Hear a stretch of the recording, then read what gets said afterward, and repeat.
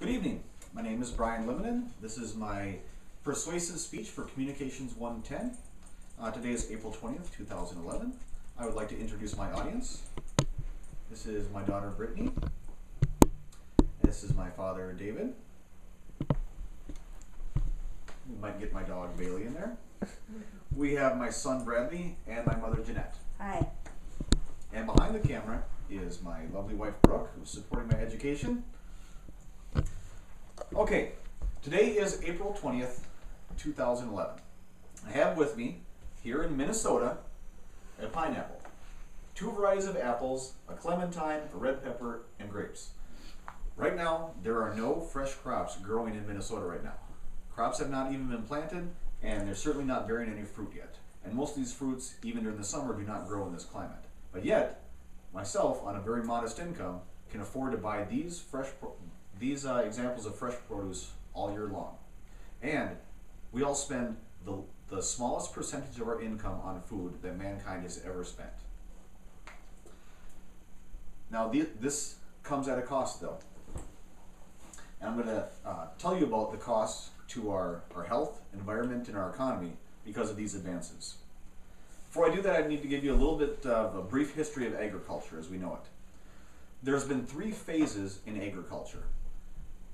The first phase, which began with the beginning of mankind, as soon as he moved out of the cave and became a farmer rather than a hunter-gatherer, up until FDR was elected president. This was the pre-FDR era in which most people in the world were engaged in agriculture. Most people grew food for their own subsistence and grew some cash crops in order to make money to buy things that they could not produce by themselves on their land. A very small percentage of people were engaged in any other economic venture besides agriculture. For those who purchased food, prices fluctuated dramatically based on supply and demand. A drought might destroy a crop, reducing supply. Diseases, parasites, international conflict, all these things affected agriculture to a great degree, caused great fluctuations in price, not only for the consumer, but also the price that the producer would get for those products. The next was the FDR era. Franklin Delano Roosevelt's New Deal gave government intervention into agriculture. It introduced government control over supply and demand in order to equalize price. It also linked government and agriculture together with conservation, creating soil and water conservation districts, recognizing agriculture's impact on our environment, and how the two can benefit each other. And the modern era that we're in right now began with Secretary of Agriculture Earl L. Butz, who was appointed by Richard Nixon in 1973. He introduced subsidies as we know them today, paying for each bushel that's produced. This encourages farmers to continue to produce more and more and more. Technology has also improved greatly. During the FDR era, the modern tractor became commonplace on the farm. And then with in the modern era, under Earl L. Butz, that's where we see agriculture turning from the small farm into the food factories that exist today, that many of us are basically unaware of that they even exist. So, what are the negative consequences of this modern agricultural era? Number 1, invasive species. I have a delicious catfish dinner, which many of us have enjoyed here. Okay, what are the consequences of that? Silver carp. Okay, now there is some argument according to the origin of the silver carp. The U.S. Fish and Wildlife Service agrees that it was artificially introduced based on agricultural practices. There's some argument between the University of Arkansas and private fish growers in Arkansas about who actually let it loose into the environment.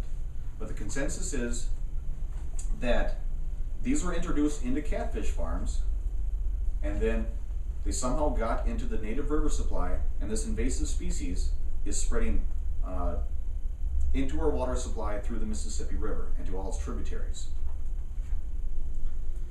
Lack of genetic diversity. Right now, corn, there is one variety of corn that is grown in the United States, with the exception of sweet corn. Sweet corn that is eaten has a few different varieties, but all of the corn for the purposes of animal feed, cornstarch, corn syrup is of one variety, number 2 yellow dent corn. This is becoming more common with other crops too, where we're losing our genetic diversity. For the sake of production and bushels per acre, farmers are sacrificing the genetic diversity that they once have. What this is doing is making all crops universally susceptible to the same problems, where a blight might have affected one variety of potatoes but not another, would now affect all varieties of potatoes that are grown. Soil and water pollution. According to the Environmental Protection Agency, agriculture accounts for more pollution than any other industry in the United States. It is the #1 polluter. These include antibiotics, ammonia, nitrates, salt, and heavy metals that are runoff from consolidated animal feed operations, fertilizers and pesticides used on row crops. Economic ramifications. I bought this box of cornflakes today for $1.25 at the grocery store. Saved myself a lot of money. But $73.8 billion has been paid in corn subsidies to farmers between 1995 and 2009. That's according to the U.S. Department of Agriculture. That's a lot of money out of our dollars in order to save the money at the grocery store. Health ramifications.